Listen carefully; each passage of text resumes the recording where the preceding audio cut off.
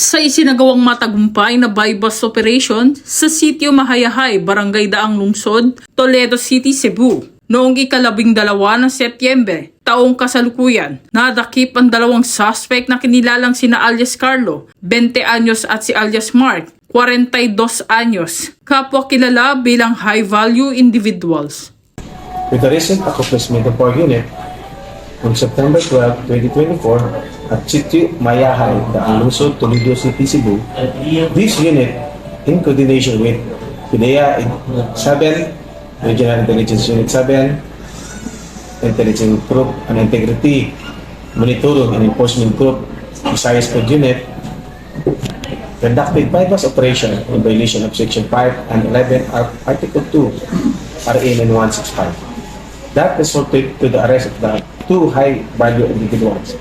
Ang operasyong ito ay isinagawa ng mga tauhan ng Special Operations Unit 7 sa ilalim ng pangangasiwa ni Police Colonel Vincent C. Templo. Nakipagtulungan din sa nasabing operasyon ang IMEC Visayas Field Unit 7 at ang Regional Intelligence Unit 7. Nakumpiska mula sa mga suspect ang humigit kumulang 70 gramo na hinihinalang shabu na tinatay nagkakahalaga na higit sa 600,000 piso, isang bungkos ng budol money, balat ng mais na pinaglagyan ng droga, 2 lighter at pera kabilang na ang mga barya.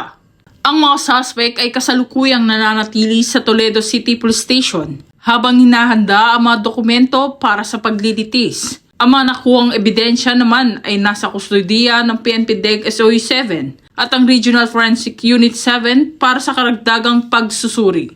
The arrested individuals were apprised of their constitutional rights in the language they understand. In the presence of the insulating witness from National Prosecution Service representative, media representative, and barangay elected officials. Currently now under the custody and requested to be temporarily detained at lockup jail facility of Toledo City Police Station. The confiscated drug evidence was turned over to the Regional Forensic Unit 7 for laboratory examination. Further, one body, one camera, and one alternative recording device were utilized during the bypass operation. Sa pamamagitan ng operasyong ito, nagkakaroon tayo ng pagkakataon na maipakita ang determinasyon natin na sugpuin ang mga lumalabag sa batas at maprotektahan ng ating komunidad sa banta ng iligal na droga. Patuloy nating suportahan ang pagsisikap ng mga otoridad na maging bahagi ng pagbabago para sa isang ligtas na lipunan.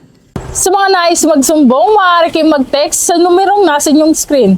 Dahil dito sa bagong Pilipinas, ang gusto ng PNP DEG, iligal na droga, bigyan ng wakas. Mula sa tanggapan ng PNP Drug Enforcement Group, ako ang inyong PNN correspondent, Police Corporal Antoinette D. Miranda, alagad ng batas, tagataguyod ng Balitang Pulis.